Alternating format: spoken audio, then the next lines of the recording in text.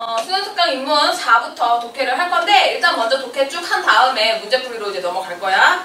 자, 봅시다. 문제를 좀 덜 풀 사람이 있을 것 같아가지고 답 먼저 안 불러주고 독해 다 끝난 다음에 답 확인하는 형식으로 가보도록 할게. 일단 이 지문 같은 경우에는 그 정시에 대해서 특히나 국가론과 관련된 그 사회학자들의 이론을 정리해주고 있는 거였는데, 특히나 누구의 이론 정리해주고 있는 거였니? 홉스의 이론 정리해주는 거였고, 이런 식으로 이론가가 단 한 명의 이론가에 해당하는 이론을 쭉 설명해주고 있는 그런 문단 같은 경우에는 문제 4번처럼 다른 이론가들하고의 비교 대조 문제, 그죠? 그런 거 충분히 나올 가능성이 있으니까 염두에 두고 읽으면 된다. 자, 첫 번째 문단부터 가볼게. 영국의 정치 철학가 홉스는 인간의 자연권이 인간의 이기적인 본성과 한정된 재화로 인해 보존될 수 없을 만큼의 투쟁 상태를 자연 상태로 봤다라고 했네. 투쟁 상태를 뭘로 봤다? 자연 상태로 봤다. 자, 우리가 자연 상태라고 하면은 되게 긍정적인 거라고 생각할 가능성이 있는데, 여기서 자연 상태는 긍정이 아니야. 자, 무슨 상태야? 투쟁 상태가 자연 상태야. 그치? 자, 그 다음. 그런데 왜 투쟁 상태가 자연 상태이냐 하면은 인간이 뭐 하기 때문이야? 이기적이기 때문이야. 그런데 재화는 어떻게 되어 있기 때문이야? 한정되어 있기 때문이야. 다시 말하면 한정되어 있는 재화를 서로 가지려고 하기 때문에 투쟁 상태가 벌어진다라고 본 거야. 이해되지? 근데 여기서 자연권이라는 게 뭐래? 인간의 기본권, 다시 말하면 자유와 평등 같은 것들이야. 그지? 그래서 개인은 이성적인 사고를 바탕으로, 개인이라는 거는 하나의 인간을 말하는 것이고, 사람이라면 이성적인 사고를 할 수 있으니까 이걸 통해서 이 투쟁 상태인 자연 상태를 벗어나서 안정과 평화에 이를 수 있는 적절한 방법을 찾게 된대. 그 결과로 각 개인들이 자신의 자연권을 전부 중요하다고 나오지 양도를 하고, 그 권리를 양도받은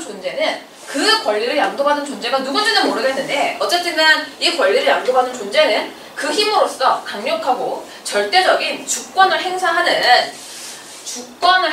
한 무엇을 체결했더니 사회계약이라는 것을 맺었대. 자, 그러면 이 사회계약이라는 건 결론적으로 누구와 누구 사이에 맺어진 계약이야? 개인들이 권리를 양도하고 그 권리를 받은 사람, 그 둘 간의 계약이 되겠지. 그리고 사회계약을 통해 강력한 주권을 행사하는 존재가, 그 존재가 바로 누구야? 국가라고 봤다. 국가. 자, 그러면 여기서 정리해보자. 첫 번째 문단. 일단은 각 개인들이 자신들의 기본권을 누군가에게 지금 양도를 했어. 그지?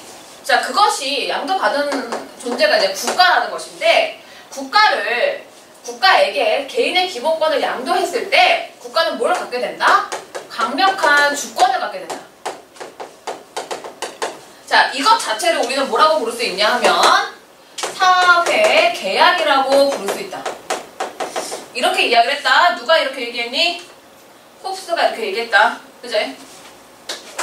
자, 여기서 중요한 거는 기본권과 그리고 강력한 주권 그리고 양도, 그지? 이것이 반복되고 있는 개념으로다가 사회계약이라는 용어를 좀 염두에 두시면 됩니다. 됐니? 자, 뒤에 두 번째 문단. 홉스는 그에 져서 어디에서? 리바이던에서 국가, 곧 정치체를 인공인간으로 뭐했다? 묘사했다. 이렇게 돼 있어. 그럼 여기서 나온 이 인공인간이지만 사실 이거는 뭐야? 인간이 아니지. 어떤 존재야. 무슨 존재야? 국가라는 존재야. 자, 묘사만 해서 비유했다는 뜻이야. 홉스에 따르면 이 인공인간은 개인을 자연 상태로부터 보호하고 방어할 목적으로 만들어졌기 때문에 자연인보다, 여기서 자연인이라는 거는 개개인을 말하면 됩니다. 그냥 각 개인들보다 몸집이 훨씬 크고 힘이 세다. 자, 그래서 국가의 주권은 인공인간의 전신, 존재에 생명과 운동을 부여하는 영혼이고, 자, 여기서부터 여러 가지 개념들이 나오는데 그냥 체크만 하면 돼, 얘들아. 여기는 머릿속에 다 넣어서 정리할 필요가 없다. 이런 거는 그냥 체크만 해두고 이것과 연관된 문제가 나왔을 때 어떻게만 해주면 돼? 돌아와서 확인만 해주면 되는 거야. 자, 그러면 어떻게? 여기에 누구 있었대? 주권. 그지? 영혼에 해당되는 것이고, 갑부, 장관과 누구? 관리는 어디? 신체의 관절에 해당하는 것이고, 또 적절한 상과 벌은 뭐니? 신경인 것이고, 이런 식으로 그냥 정리만 해주면 되는 거야. 무엇이 어디에 비유되는지. 그리고 또 부와 재산, 개인들의 부와 재산은 인간의 체력에, 인공인간이라고 되어 있는 이 국가의 체력에 해당하는 것이다. 그리고 마지막으로 이 조원자라는 것들은 누구이다? 기역에 해당합니다.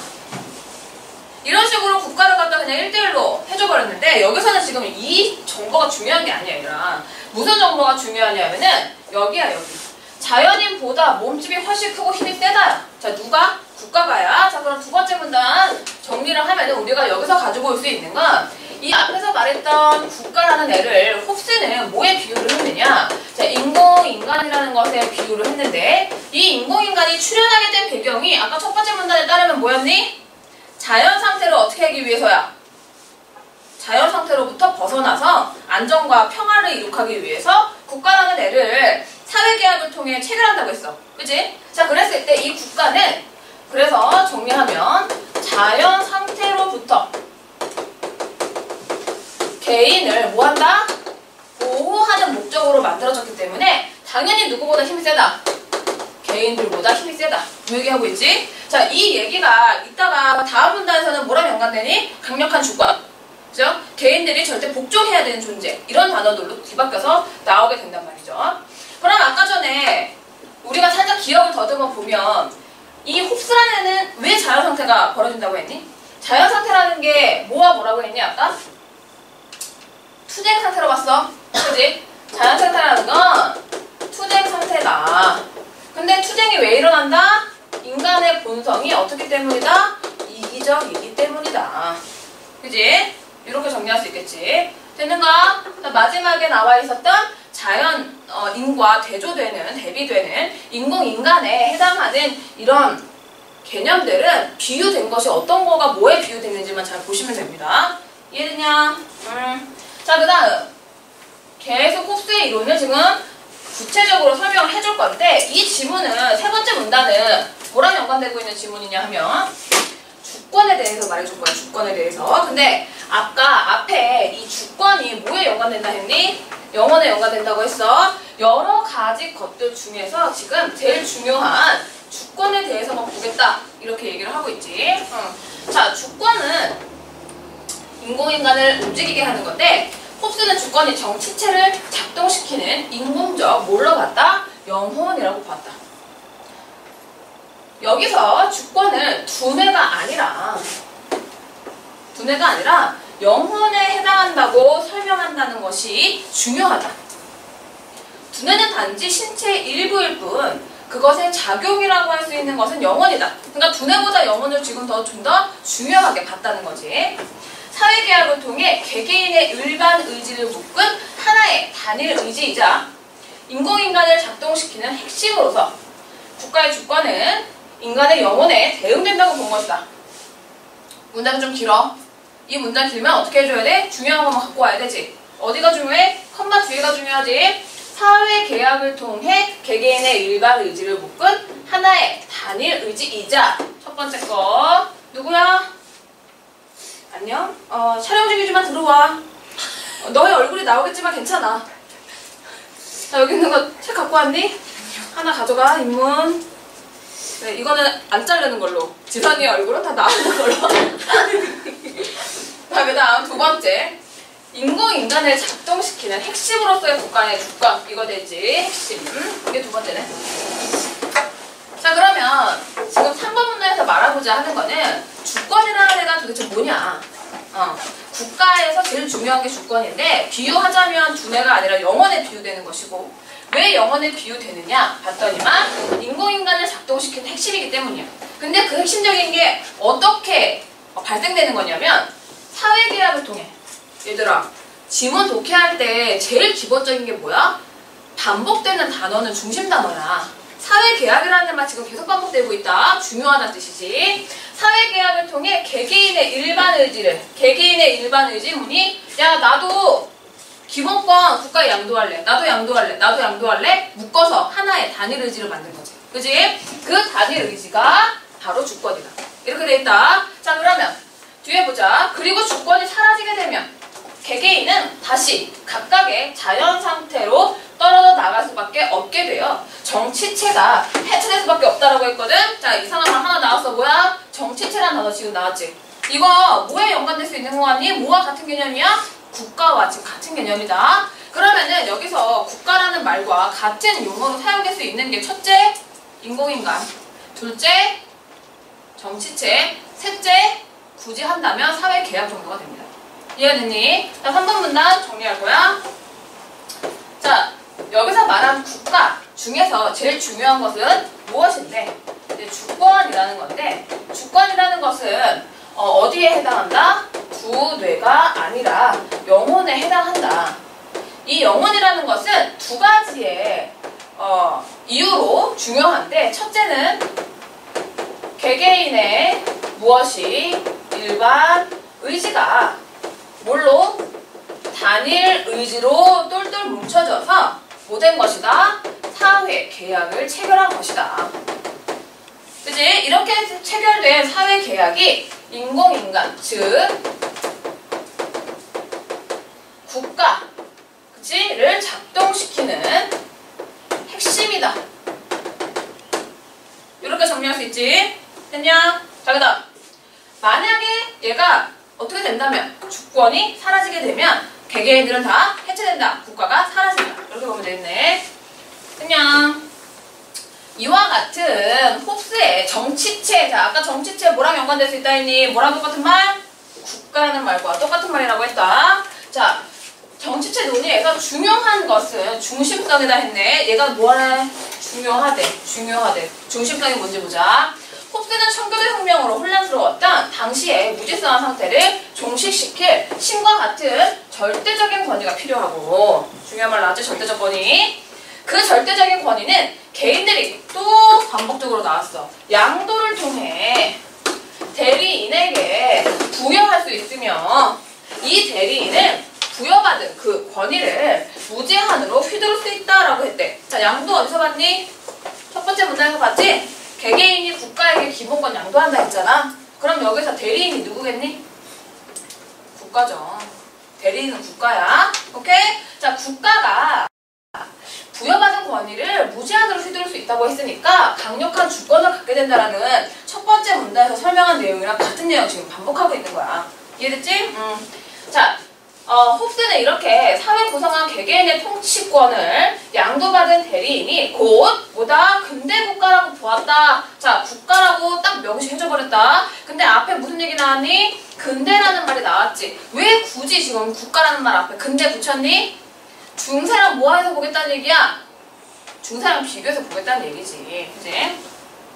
이때 중심성은 국가라는 정치체를 움직이게 하는 중심 원동력이 군주의 절대적이고 막강한 주권이며 개인의 그 권위에 절대 복종해야 한다는 것을 의미한다. 자, 그럼 우리가 얘가 지금 중심성이라는 말에 따옴표가 딱 돼 있어. 이 얘기는 뭐냐면 그 용어가 개념이야.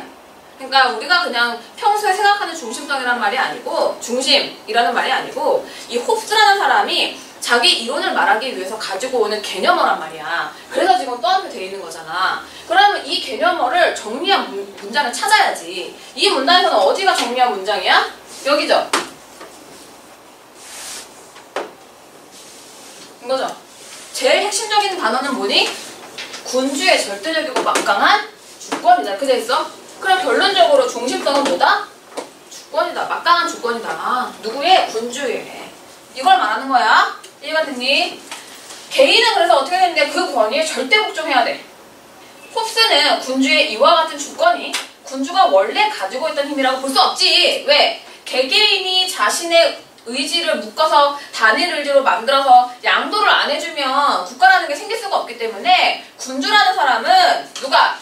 자연 상태의 개인들이 사회적 계약을 하지 않으면 양도를 못 해주니까 못 갖는 거지, 힘을. 이해되시겠죠?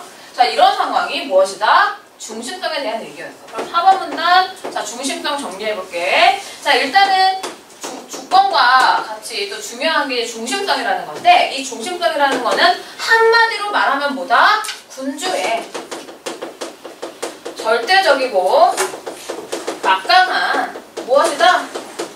주권인데, 자, 앞에서 말했다시피 이 주권이라는 거는 어떻게 해준 것이기 때문에 개개인의 일반 의지를 단일 의지로 만들어서 사회 계약을 체결한 것이기 때문에, 그지? 원래 군주가 갖고 있는 것이라고 볼 수는 없다. 이해가 됐니? 응.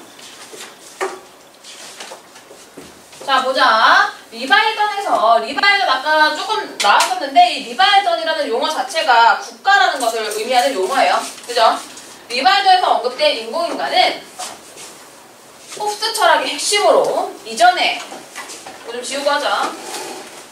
자, 이전의 정치체 논의에서 정치 공동체를 인간의 신체와 정신에 비유하여 마치 생명체와 같은 조화로운 유기체로서의 특징을 강조하던 방식과는 달랐다 이렇게 돼 있어. 자, 이 얘기 한 거 보니까 아까 전에 얘가 근대 국가라고 명명했던 거 생각해야 돼.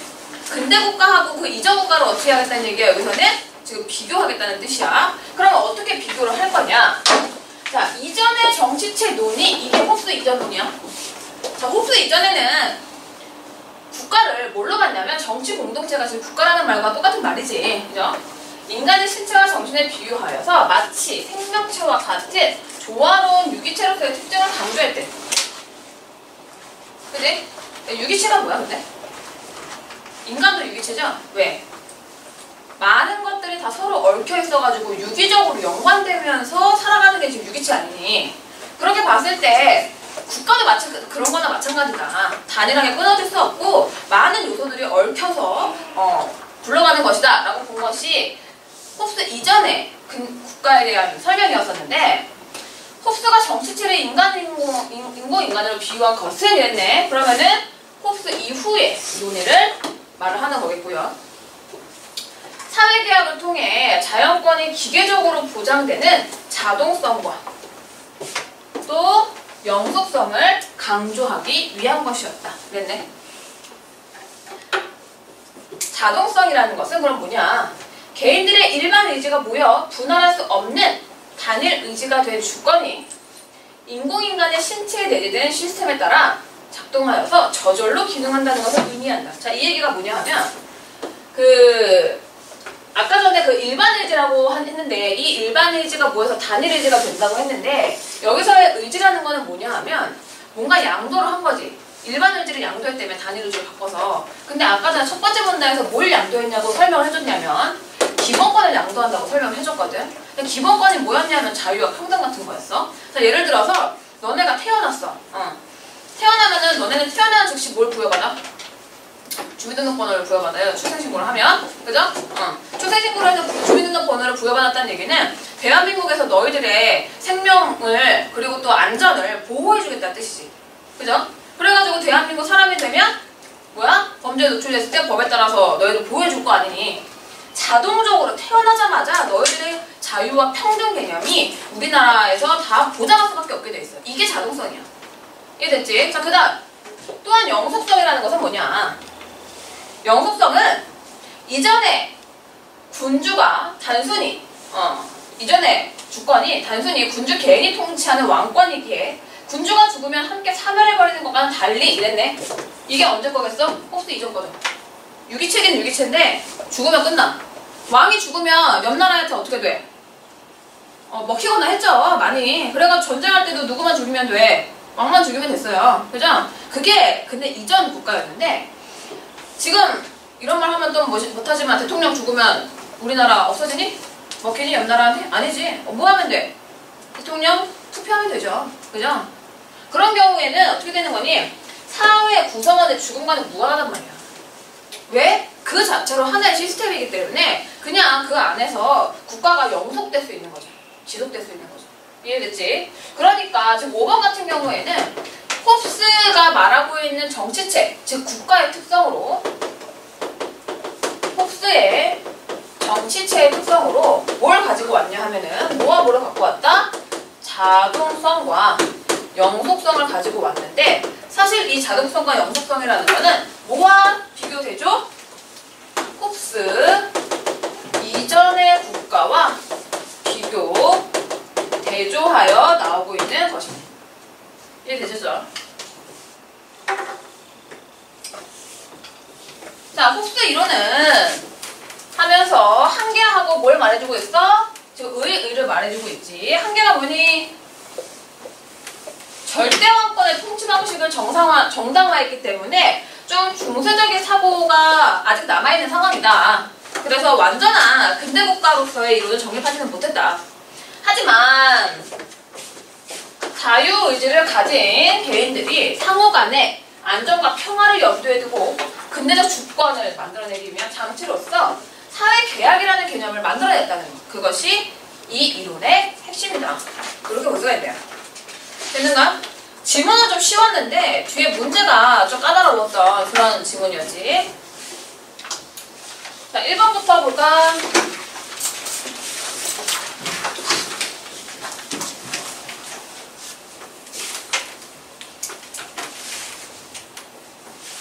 자, 윗글에서 언급된 홉스의 견해를 적절하지 않은 것을 고르래. 자, 첫 번째 거 문제의 답은 몇 번이었니?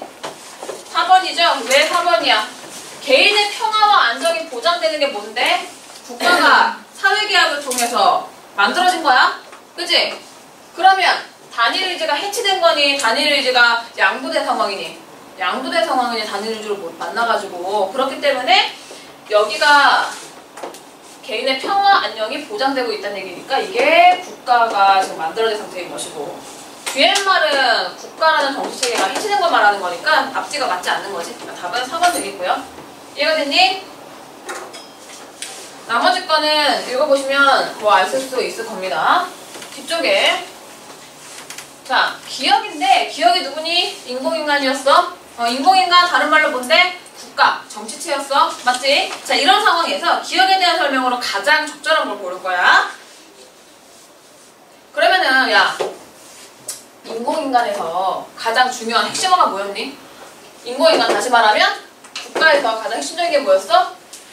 일반 의지를 단일 의지로 묶어서 사회계약을 체결한 거였는데 이 사회계약은 양도를 통해서 이루어진다 라고 했지? 자, 그 핵심어가 다 들어있는 거 찾아봐. 그럼 몇 번이야? 리진이 몇 번이야? 그래, 주원이가 말해줬잖아. 3번. 그자? 쉽지? 여기까지 쉬웠어. 3번 보자. 자, 보기는 홉스가 리바이언에서 언급한 내용이다. 윗글을 바탕으로 보기를 이해한 것으로 적절하지 않은 것을 고르라고 했어. 근데 가를 볼게요. 여러 명의 주권자가 존재하여 그들 사이에 대립이 발생하면 주권을 분할해야 한다. 그런데 주권의 분할은 다수의 개인을 전쟁 상태로 빠지게 만들기 때문에 궁극적으로 주권의 설립의 목적에 반하는 반대되는 결과를 초래하게 된다 이랬거든. 자, 그럼 여기서 말하고 있는 주권의 분할인 게 국가 해체지. 주권이 분할되는 게 국가 해체야. 그지? 주권 설립이라는 게 국가를 만든 거지.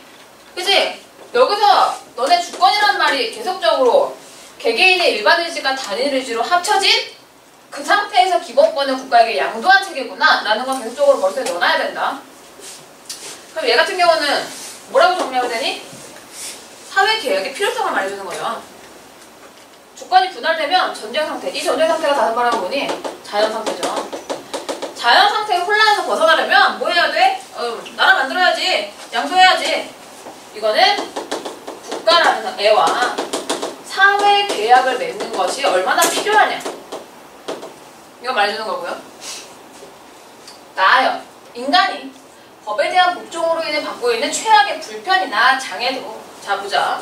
인간이 법에 대한 복종으로 인해 받고 있는 최악의 불편이나 장애가 있는데, 자, 여기서부터 지금 보면 법에 대한 복종이야. 법에 대한 복종은 어디에 복종하는 거니? 나라, 국가, 주권에 복종하는 거나 마찬가지야. 아까 전에 우리 뭐라 했니? 사람들은 어떻게 한다 그랬어? 인공인간이 개인보다 훨씬 힘이 세기 때문에 절대 복종해야 된다 라고 했잖아. 홉스의 국가관은요. 이 불편이나 장애는 나라의 국가에 복종함으로써 얻을 수 있는 건데, 이것과 내전 그리고 또 재난 이런 것들을 비교해보면 대단한 것이 아니다. 이 불편과 장애는 대단한 게 아니야. 뭐가 대단한 거야? 내전이나 재난이 대단한 거지. 내전과 재난은 너무나도 큰 불편인데 법에 복종함으로써 우리가 감내해야 되는 불편은 너무 작은 것에 불과해. 그러니까 차라리 국가 없이 내전을 겪을 바에는 내 국가에 복종하는 게 낫지. 이런 의미지. 이해됐니? 자, 그 다음 본능적인 욕망이 강탈이나 복수로 치닫지 않도록 사람들의 손을 억제하는 강제력도라고 했어. 자, 이 강제력.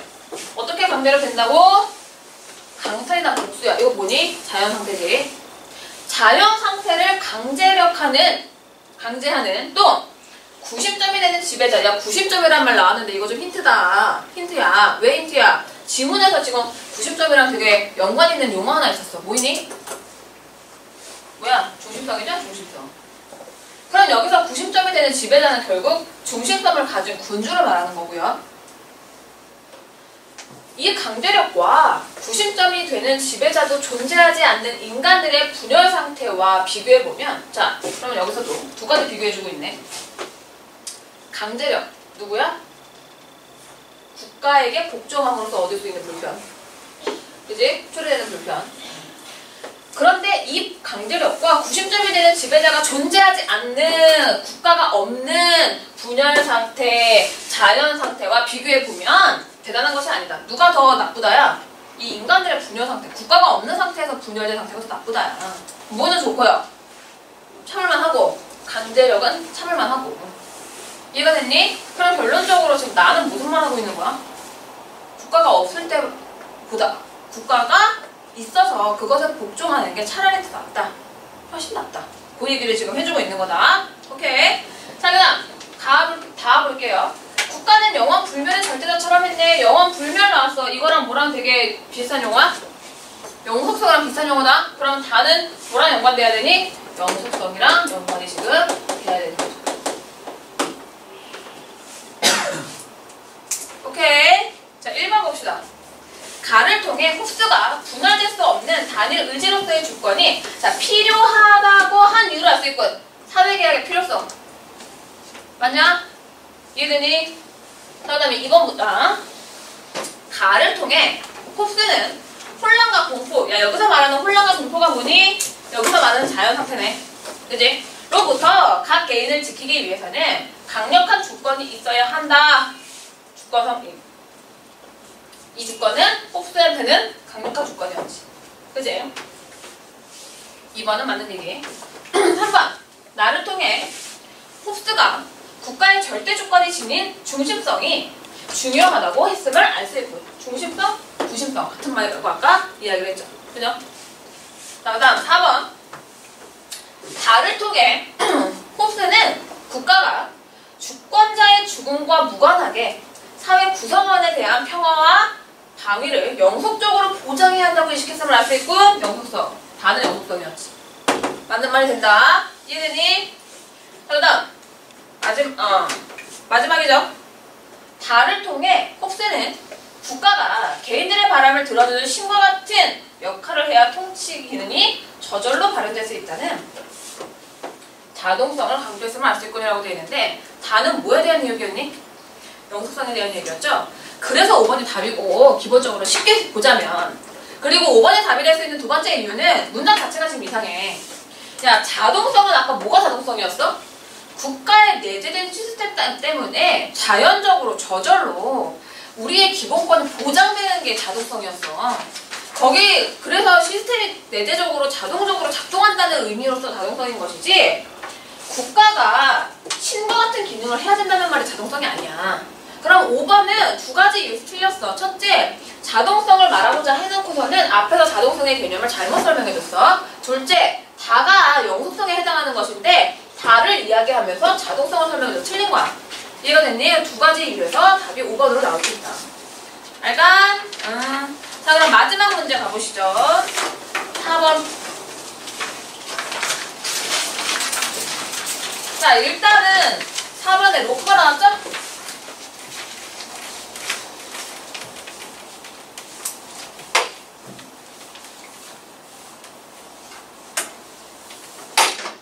이런 이런 문제 같은 경우에는 어떻게 풀라고 했니?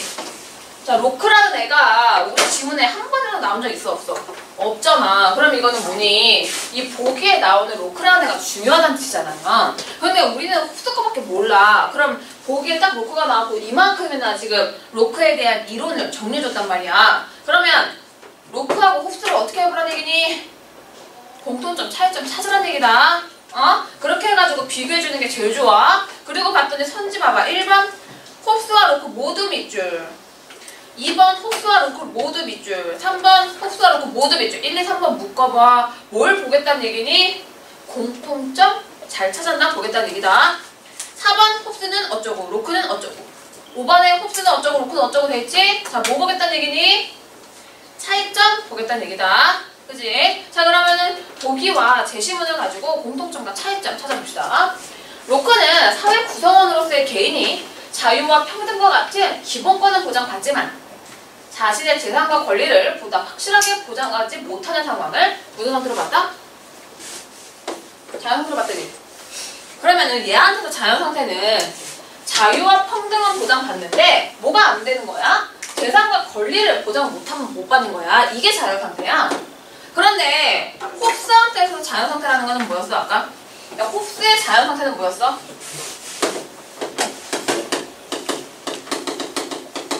한마디로 말하면 투쟁 상태다라고 했지? 그지? 왜 투쟁 상태다?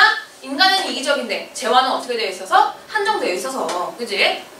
그러면은 자연 상태라는 개념을 언급한 것은 맞지만 둘의 의미가 어땠다는 거야? 달랐다는 거야. 자연 상태의 의미가 달랐다는 거야. 그러면은 자연 상태라는 용어만 똑같은 뿐 의미가 다르므로 얘는 뭘로 봐야 되니? 차이점으로 봐야 돼. 차이점으로. 그지? 그렇기 때문에 자연 상태에 있는 개인들은 이성적 사고를 바탕으로 한 사회 계약을 했네. 자, 누구랑 똑같아 이거는? 홉스랑 똑같다. 홉스도 인간들이 이성적 사고를 바탕으로 사회 계약을 체결해야 된다고 했어. 그지? 이거는 뭐가 되는 거야? 공통점이 되는 거야. 이것을 좀 더 잘 보호받아야 한다고 보았다. 그리고 자연 상태를 뭐하기 위해? 극복하기 위한 사회 계약으로 절대 주권의 확립보다는 절대 주권의 확립보다는 이거 싫대. 누가 절대 주권 확립하자 했는데? 홉스가. 그럼 기본적으로 차이점이고 지금 얘는 뭘 해제? 입법부와 행정부를 통해 주권을 대리하는 대의제의 도입을 강조했다. 차이점 되겠네. 자, 대의제라는 거는 어떤 거냐 하면 만일 권력자가 계약의 목적을 위반하거나 불성실하게 수행하면 그를 탄핵하거나 저항할 권리가 당연히 인정됐다고 봤다. 여기는 완전 차이점이죠. 그러면 공통점 하나, 차이점 두 개 나온 이런 상황이야. 그럼 이 문제 쉽게 풀려면 어떻게 하면 돼? 야, 1, 2, 3번이 공통점 물어보는 문제였는데 공통점이 하나밖에 안 나와서 사회계야. 그지? 그러면 이게 잘 서술됐는지 봐. 1번 홉스와 루크 모두 자연 상태를 사회계약을 통해 극복해야 할 문제적 상황으로 보았다. 됐니? 2번 홉스와 루크 모두 개인들이 이성적 사고를 갖고 있기 때문에 사회계약이 가능하다고 봤다. 맞니? 3번 홉스와 루크 모두 사회계획이 제대로 이행되지 않을 때에는 밑줄 국가에 저항할 수 있다고 봤다? 국가에 저항하는 얘기 뭐였어 아까? 차이점이었잖아. 그런데 지금 3번에 모두에 들어가면 돼? 안 돼? 안 되는 거지. 그럼 얘는 그냥 3번이지. 됐니? 4번 홉스는 개인과 평화의 안정을, 로크는 개인의 재산과 권리의 보장을 사회계약의 목적으로 봤다거든. 자, 4번은 뭘 근거로 답으로 맞는 얘기로 체크할 수 있냐면 이 자연 상태의 개념으로부터 맞는 얘기로 체크할 수 있는 거죠. 왜? 아까 전에 홉스는 투쟁 상태로부터 평화와 안정을 도모하는 게 사회계약의 목적이다라고 이야기를 했고, 로크는 재산과 권리가 보장이 안 되니까 이거 보장받자. 그게 사회계약의 목적이라고 이야기했으니까 4번은 맞는 얘기가 됩니다. 5번은 절대 주권 홉스 거, 또 대의제 로크 거 그냥 간단하게 정리해주고 있는 그런 지문이었네요. 그죠? 답이 몇 번 된다? 3번 된다. 깔끔하게 나오는 거네. 됐니? 이 문 여기까지.